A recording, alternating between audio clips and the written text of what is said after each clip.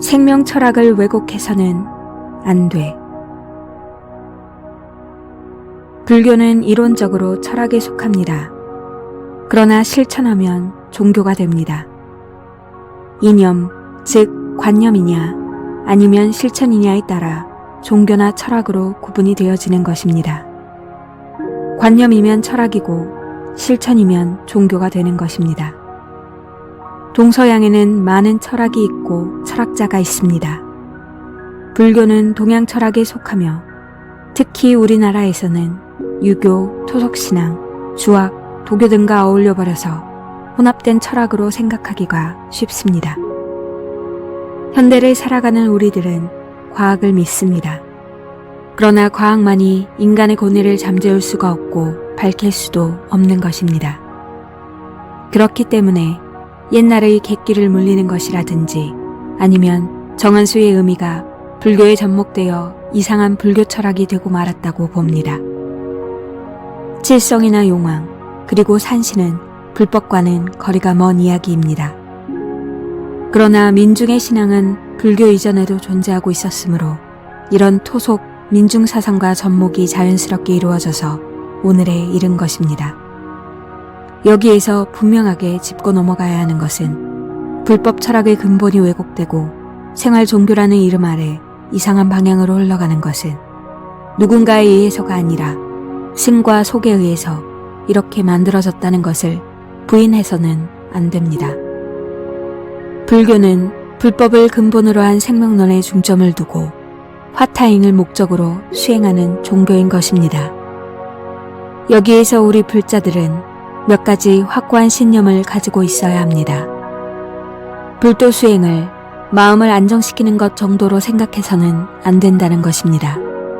그리고 어떤 불행을 막기 위한 방편으로 해석해서도 안 된다는 것을 생각하지 않는다면 불교 철학은 그냥 관념적인 철학으로 흘러가서 사주나 점을 보는 미신의 불교로 전락하고 만다는 것을 염려하지 않으면 안 됩니다.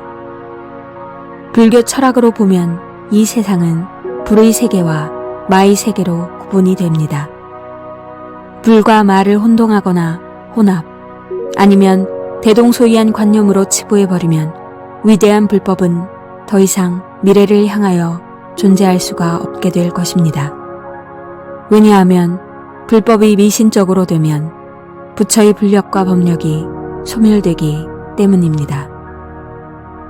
불도 수행은 내 생명에 존재하고 있는 불종의 불성이라는 싹을 틔우는 것입니다.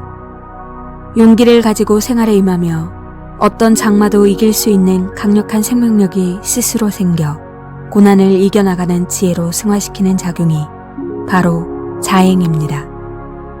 이런 노력도 없이 누워서 감이 떨어지기를 바라는 것이 불도 수행이 아니라는 것입니다. 부처님 병을 낫게 해주세요. 부처님 잘 살게 해주세요. 부처님 행복하게 해주세요. 부처님 오래 살게 해주세요. 부처님이 빚쟁이인가요? 부처님께 무엇을 그리 많이 맡겨두셨나요? 거지근성 같은 수행, 즉 부처님께 빚 독촉하듯이 달라고만 하는 수행이 불법이 아니라는 것입니다.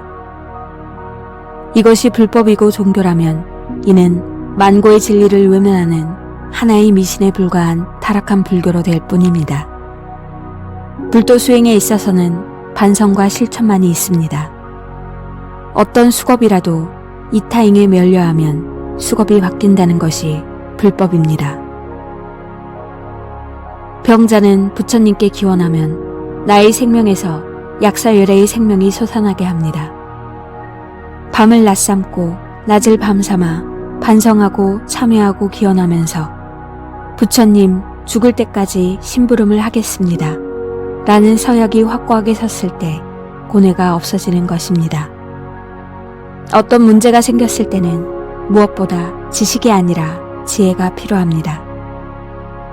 식견이 모자라는 중생이므로 부처님께 단좌하여 지혜를 구하는 것입니다.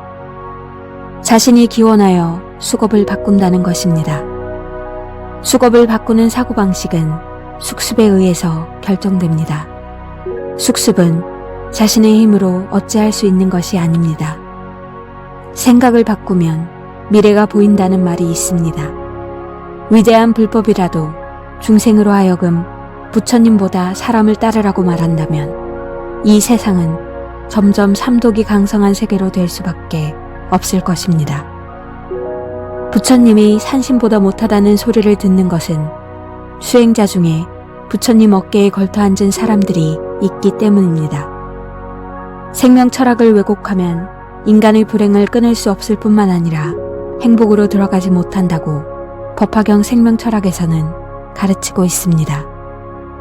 법화경은 인생을 살찌우는 사상과 철학의 가르침이기 때문에 생명 철학이라고 말하는 것입니다.